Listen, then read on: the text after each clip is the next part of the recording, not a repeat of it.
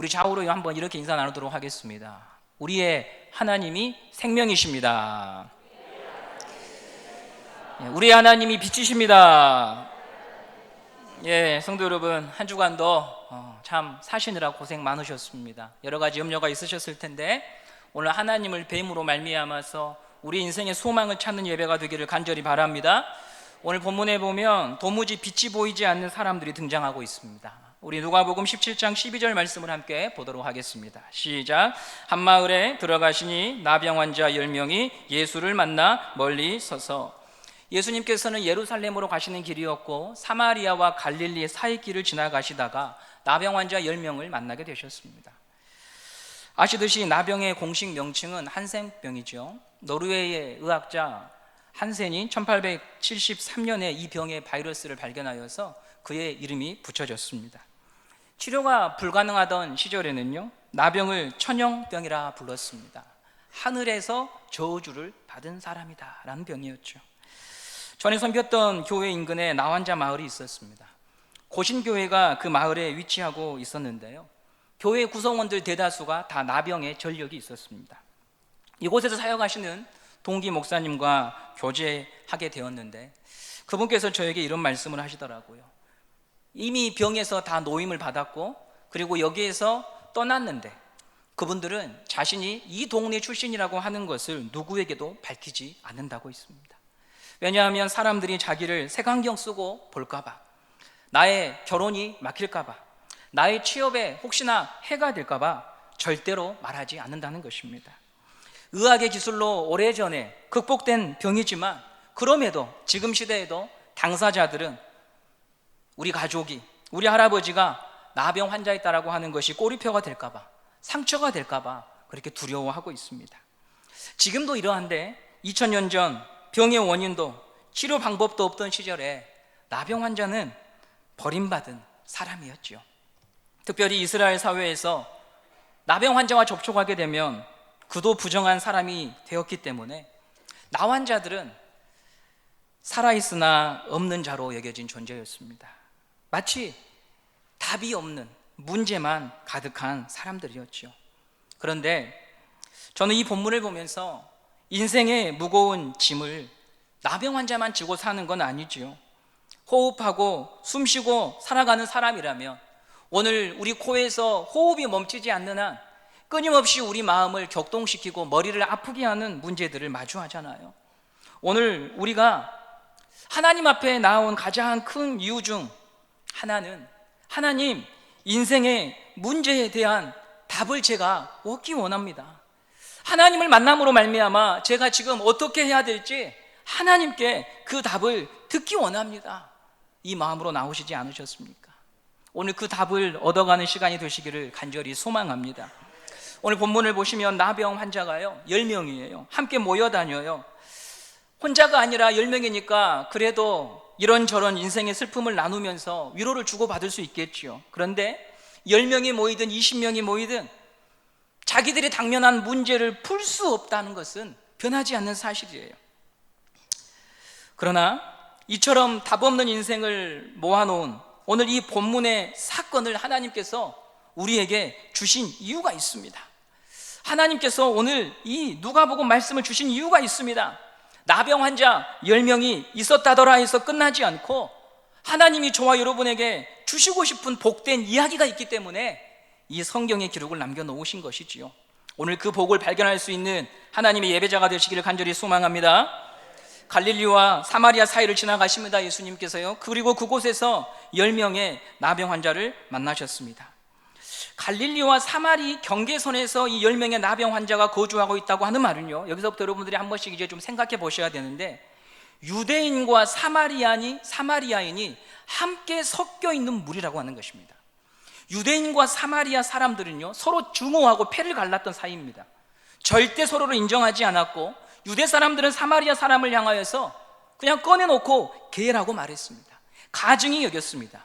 그런데 오늘 본문을 보면 그들이 함께 모여 있습니다. 성경에 다룬 곳에서는요 결코 찾아볼 수 없는 모습이에요. 나병이라고 하는 해결할 수 없는 문제가, 그 현실이 그들을 하나로 만들어버린 것이죠. 유대인이냐 사마리아이냐 보다도 나병 환자다라고 하는 그 끈이 그들을 묶어버린 것입니다. 병원에서 오랜 시간 암 투병하시는 분들을 신방하다 보면 투병하시는 분들끼리 얼마나 끈끈한지 모릅니다. 같은 병실에 함께 묵었던 분들, 그들은 병원을 퇴원하고서도 카톡방을 만들어서 괜찮은지 어떻게 지내는지 서로 연락하고 지냅니다. 인생의 절박한 문제 앞에 서면 너와 나를 구분했던 것들이 별 의미가 없어집니다. 인생의 절박한 문제 앞에 서면 당신도 나처럼 가여운 사람입니다. 당신도 저처럼 외로운 사람이구려, 이런 마음을 느끼게 되지요. 그래서 여러분, 우리는 좀 더 삶을 큰 시야와 넓은 마음으로 서로를 바라볼 수 있어야겠습니다. 당신도 나처럼 쉴 곳을 찾아다니는군요. 나처럼 공고한 인생을 살아가는 동반자군요. 이런 시각을 가져야겠죠. 우리가 오늘 이곳에 모인 근본적인 이유 중 하나는 여기에 계신 모든 분들이 하나님의 은혜가 필요한 사람이기 때문입니다. 나는 주님의 은혜가 필요합니다. 그리고 나만 필요한 게 아니라 지금 내 옆에 있는 당신의 마음과 인생을 내가 모르지만 하나 분명한 것은 당신도 주님의 은혜가 필요해서 여기 오셨겠지요. 이거면 충분한 것입니다. 이것이면 우리는 충분한 것이죠. 그러면 여러분, 그 은혜가 어디에서 옵니까? 그 은혜가 어디에서 옵니까? 말씀이 육신이 되어 우리 가운데 거하심에 우리가 그 영광을 보니 아버지 독생자의 영광이요 은혜와 진리가 충만하더라. 곧 위로부터 오는 예수님, 그분이 오늘 우리에게 은혜를 베풀어 주시는 하나님인 줄 믿습니다. 오늘 본문 12절 말씀을 다시 한번 읽어보도록 하겠습니다. 시작. 한 마을에 들어가시니 나병 환자 10명이 예수를 만나 멀리 서서. 나병 환자 10명이 누구를 만났습니까? 예수님을 만났습니다. 소망이 없는 10명의 나병 환자가 예수님을 만났습니다. 저는 이 본문이 주는 감동과 떨림이 우리에게 있어야 된다. 이것보다 우리 삶에서 중요한 일은 없기 때문이지요. 이것보다 성경에서 중요하게 다룰 수 있는 내용은 없기 때문이지요. 우리가 다른 사람들보다 내가 자녀를 비교해도 저 사람에게 뒤져지고, 우리 가정의 경제력을 비교해도 뒤져지고, 사회적 위치도 뒤져지지만 여러분, 그러나 우리가 예수 안에서 정말 간절히 꿈꿔야 되는 것은 저는 누구보다 예수님 만나기 원합니다. 저는 누구보다 주님 사랑받기 원합니다. 이런 소원은 갖고 살아야 되지 않겠습니까? 나병 환자는 여기도 저기도 낄 수 없는 경계선에서 방황하는 사람들이에요. 오늘 우리 가운데에도 교회에 등록했지만 5년이 지나고 10년이 지났지만 사람들이 내 이름조차 모르는 분들이 계실 수 있어요. 주변인이에요. 성향상 아니면 다른 이유로 신방하다 보면 왜 그렇게 교회 안에 깊숙이 들어오지 않습니까? 라고 여쭤보면 상처받았거든요. 제가 믿었던 사람들한테 마음에 배신을 당했거든요. 그런 말씀하신 분들이 계세요. 그래서 깊숙이 들어오지 못한 채 그냥 주일 예배는 참석하지만 더 이상 나아오지 못하시는 분들이 계십니다. 가족인데도, 형제들인데도 그 울타리 안에 들어가지 못하고 주변을 맴도는 분들이 계십니다. 나름대로 수고하고 나름대로 애를 썼지만 형제들이 인정해주지 않고 부모가 인정해주지 않아서 아픈 마음으로 살아가는 분들이 계십니다. 직장에서 자기 자리가 없는 것처럼 여겨지는 분들이 계십니다. 오늘 나병 환자들이 그런 처지예요. 혹시 그런 상황에서 깊은 슬픔을 느끼는 분들이 계신다면 오늘 12절 말씀을 기억하시기 바랍니다. 주변인으로 방황하고 헤매는 나를 찾아온 분이 계시더라. 예수님이 계시더라. 교육자로서 학생들을 위해 소원하는 것 하나 있다면 그들이 나의 주 예수 그리스도를 만나는 거예요. 그러면 되는 거예요. 부모가 해줄 수 있는 것들이 있지요. 그들에게 입시 지도를 해주고 좋은 학원을 보내주고 좋은 옷을 입힐 수 있지요. 그러나 그가 혼자서 방 안에 틀어박혀서 무슨 생각을 하는지, 그가 다리 위를 건너면서 무슨 생각을 하는지, 그런 날에는 내가 함께 해줄 수 없거든요. 그런 날에는 누구도 함께 해줄 수 없거든요. 그러나 그가 예수를 알면 나만 홀로 있는 인생이 아니라 주님이 나와 함께 계신다라고 하는 것을 믿을 수 있음으로 말미암아 넉넉히 이길 수 있거든요. 중고등부 한 친구가 예수님을 마음에 영접하고 이렇게 말해줬어요. 목사님, 마음이 뜨거워요. 주님을 내 마음에 모시니까 예수님의 사랑을 제가 알게 되니까 마음이 뜨거워요. 이 사실이 오늘 우리의 이야기가 되기를 원합니다. 주님이 오늘도 우리의 마음을 놓고 하십니다. 혹시 빗장을 걸고 앉아 있다면 오늘 주님의 음성을 듣고 주님을 만나는 예배 자리가 되기를 원합니다. 이러저런 교회의 사안들과 인생의 문제들로 말미암아 내가 11시 예배에 9시 예배에 나아오지만 더 이상 나한테 많은 걸 원하지 마라, 그렇게 마음이 빗장을 걸고 있을지라도 여러분, 사람들을 향해서는 여러분이 그런 마음을 가지고 계실지라도 오늘 우리 곁에 찾아오신 주님을 향하여서는 여러분의 마음을 열어놓으시고 그 주님의 음성을 듣는 시간이 되시기를 간절히 바랍니다. 그리고 우리가 기억해야 될 영적인 진리가 하나 더 있습니다. 나병 환자 10명이 예수를 만난 이유는 예수님께서 찾아오심으로 시작이 되었다고 하는 것입니다. 12절 말씀을 다시 한번 보도록 하겠습니다. 한 마을에 들어가시니 라고 합니다. 예수님이 들어가셨습니다. 나병 환자를 향해서 가셨습니다. 다들 멀리하는 그 사람에게 가셨습니다. 타종교에서는 사람이 신을 찾아 떠나지요. 산 좋은 곳으로, 물 좋은 곳으로, 높은 곳으로, 사찰로 찾아 떠납니다. 그러나 우리 주님은 내 곁에 오시는 분입니다. 내 곁으로, 내 인생으로 들어오시는 분입니다. 혹시 오늘 누군가의 권면 때문에 아는 지인이 오늘 예배 한번 오자고 해서, 가족 중에 누군가 오늘 예배 한번 드려보자고 해서 오신 분 계십니까? 오늘 그냥 갑자기 장기 결석자 했는데 괜히 오늘 예배 드리고 싶어서 오신 분들이 계십니까? 여러분 기억하십시오. 주님이 먼저 여러분 곁을 찾아가 주셨습니다. 오늘 우리 교회 가운데 세 가족분이 계시는데요, 두 분을 광고 시간에 소개해 드릴 텐데, 어제 한 분을 뵀는데 그분이 이런 말씀을 하셔요. 영암에서 중학교 때까지 신앙생활을 하다가 지금 이제 나이가 40대 중반이 되셨는데 그때까지는 신앙생활을 하지 않으셨어요. 그런데 하나님을 찾고 싶고 교회 앞을 지나가는데 기도하고 싶은 마음이 있더라는 거예요. 그리고 저희 교회 들리셔서 본당에서 기도하시다가 지난주에 등록을 하셨어요. 여러분, 그 세 가족분 중학교 때 신앙생활 했지만 그 이후로 하지 않았기 때문에 하나님이 없는 것입니까? 아닙니다. 주님이 그분의 인생에 찾아오신 것입니다. 구원의 여행은 주님이 시작하십니다. 예수님과 우리가 동행할 수 있는 이유는 예수님께서 우리를 찾아오시기 때문입니다. 오늘도 주님은 우리 예배 가운데 찾아오시는 줄 믿습니다. 여러분, 그러므로 선포된 말씀 속에서 은혜 받는 성도가 되십시오. 예수님 만나는 성도가 되십시오. 참 신기한 것은요, 여전히 우리는 문제와 아픔 속에 있는데 예수님이 오시면 우리가 아파하고 염려하고 걱정하는 것들에 대한 관점이 달라지고 의미가 달라진다고 하는 것입니다. 혹시 옛날 노래 좋아하신 분들 이런 노래 가사 아시나요? 님이라는 글자에 점 하나를 붙이면 남이 된다는 가사 들어보셨죠? 찬송가에는 없습니다. 님이 남이 되는, 남이 님이 되는, 한자를 떼면 의미가 달라지듯이, 단어의 의미가 달라지듯이 예수님이 우리의 인생에 참여하시고 동참하시고 우리 마음을 터치하실 때 우리가 세상을 바라보는 관점과 문제를 바라보는 우리의 시각이 달라진다고 하는 것입니다. 왜입니까? 그분은 하나님이시기 때문에 그렇습니다.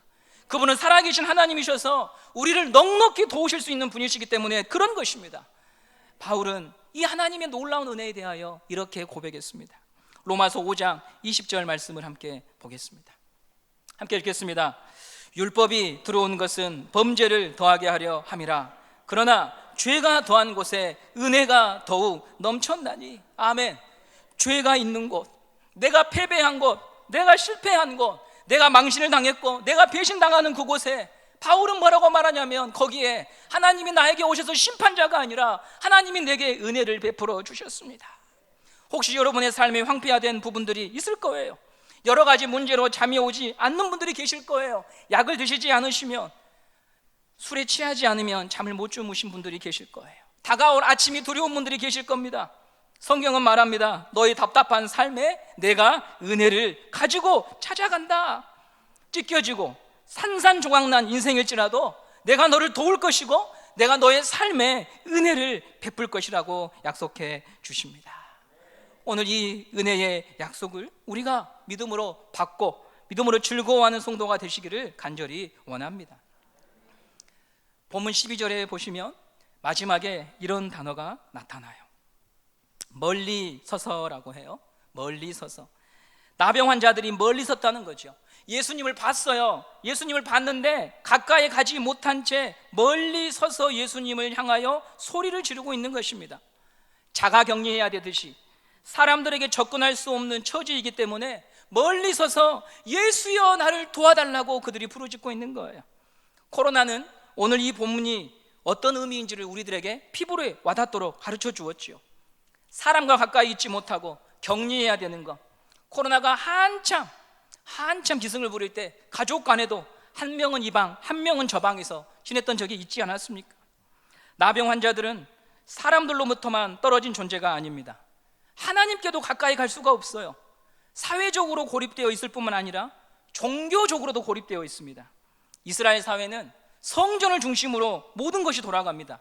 그런데 예배에 참석할 수 없다라고 하는 건 사람에게만 동정을 받지 못하는 자가 아니라 하나님께로부터 너는 제외된 자야, 너는 하나님의 은혜를 받을 자격이 없는 자야, 그런 의미였지요. 혹시 오늘 이 말씀을 들으면서 하나님의 은혜와 용서, 그거 참 좋은데 하나님이 과연 나를 도와주실까?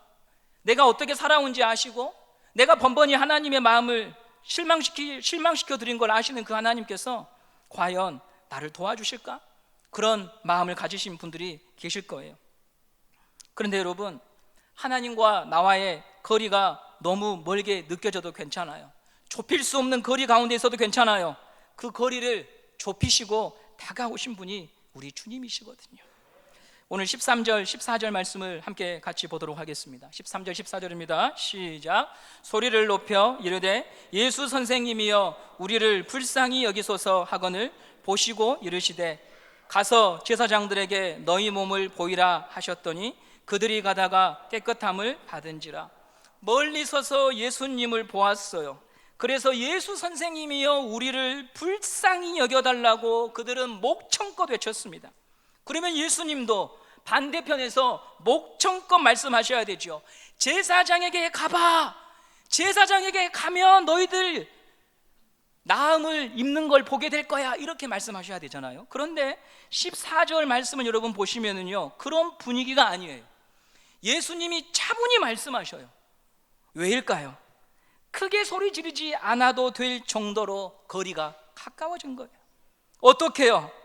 주님이 멀리 서 있는 그들 곁으로 거리를 좁히며 다가오셨기 때문입니다.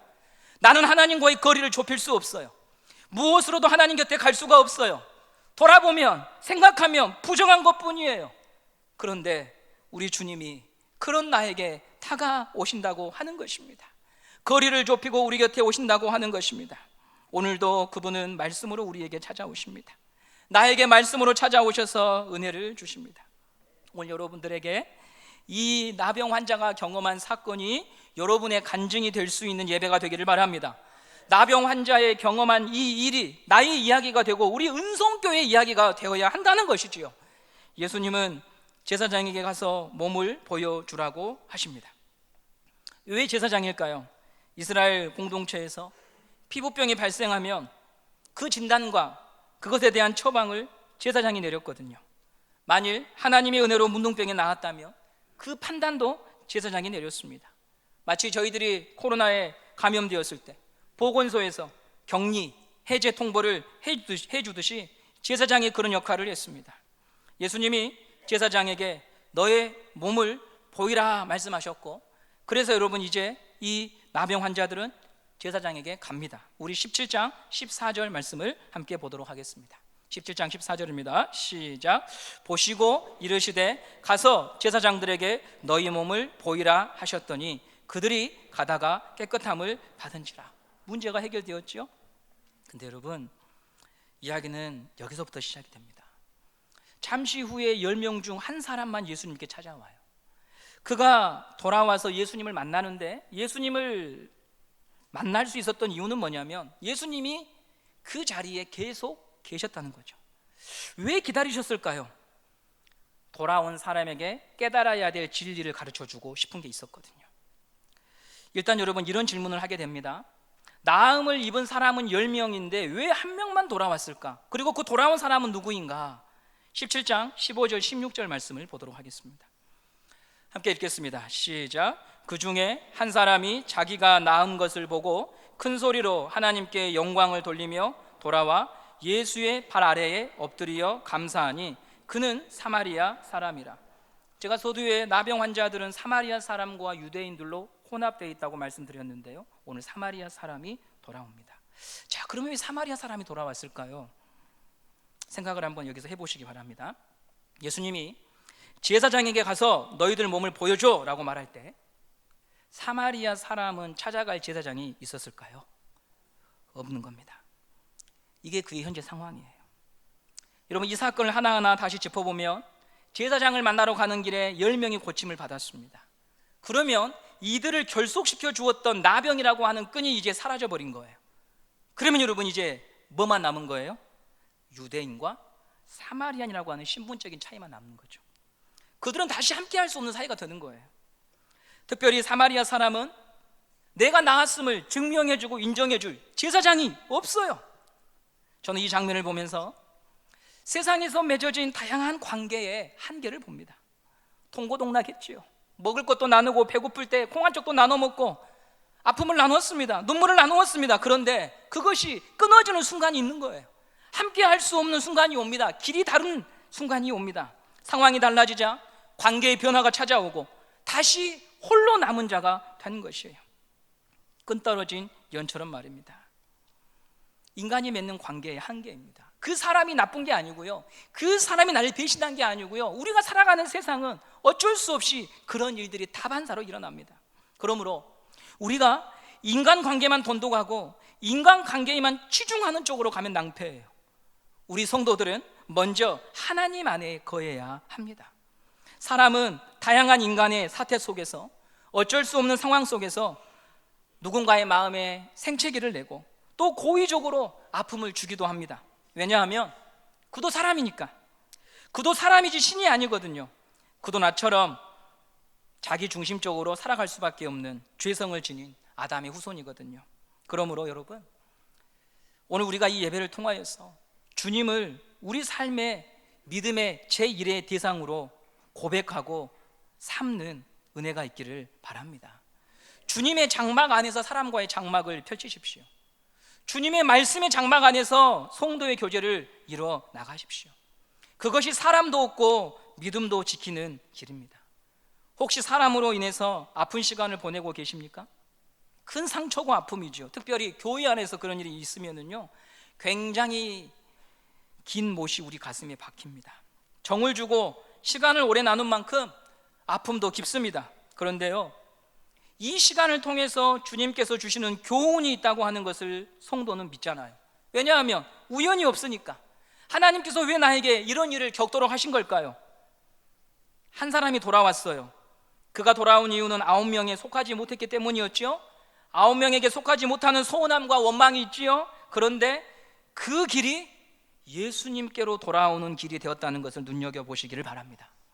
9명에게 속하지 못하고 상처받고 낄 수 없는 무리가 되었기 때문에, 그 슬픔 때문에, 그 문제 때문에 육적인 문제만 해결된 것이 아니라 이제 예수 그리스도를 나의 구원자로 진실로 믿는, 내가 이 땅을 살아가면서 영원히 내 곁에 있어줄 분이 예수님밖에 없다고 하는 것을 그가 만나는 사건의 현장이 되었던 것이죠.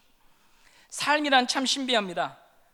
홀로 남겨져서 나는 잘못 살았나 한탄했는데, 나를 두고 떠나는 사람들의 뒷모습을 보면서 인생 참 허망하구나 생각했는데, 그런데 여러분, 그 일이, 그 아픔 때문에 내 믿음을 새롭게 하고 내가 정말 예수님 아니고는, 주님이 아니고는 이 인생을 살아갈 힘과 생명과 소망이 없다고 하는 것을 볼 수 있는 계기로, 그런 사건으로 우리를 불러주신다고 하는 것이죠. 돌아온 그 한 사람에게 예수님께서 이렇게 말씀하십니다. 19절 말씀을 보도록 하겠습니다. 시작. 그에게 이르시되 일어나 가라, 내 믿음이 너를 구원하였느니라 하시니라. 아멘. 이 한 사람만 인생의 구원을 받은 거예요. 저는 돌아오지 않는 나병 환자 9명을 보면서 이런 생각을 했어요. 차라리 인생의 노년이 되면 내가 고침을 받지 않은 것이 더 나은 일이 아니었을까? 여러분, 그렇게 생각해 볼 수 있지 않을까요? 삶에 문제가 있고 염려가 있고 걱정이 있는 것은 불행한 일이에요. 피하고 싶어요. 그런데도 영적인 차원에서 보면은요, 이 9명이 나병 환자로 있을 때는요, 예수님을 향하여서 저 멀리에서 조그만 모습만 보여도 예수님을 향해 부르짖었거든요. 주님, 저를 살려주십시오. 주님, 저는 주님의 은혜가 아니면 살 수 없습니다. 근데 그 문제 해결되니까 어떻게 돼요? 다 떠나버렸어요. 하나님이 집에 거하지 못한 채 떠나버렸어요. 이건 낭패잖아요, 여러분. 이러면 안 되잖아요. 나병 환자에서 고침받았다고 인생의 문제가 끝납니까? 아니에요. 집에 돌아가면, 직장에 가면, 사회로 돌아가면 또 끊임없이 문제들 투성이에요. 혹시 내 모습이 9명의 나병 환자처럼 예수님을 향한 목마름과 갈망을 잊어버리지 않았는지 하나님이 우리에게 묻고 계실 수 있습니다.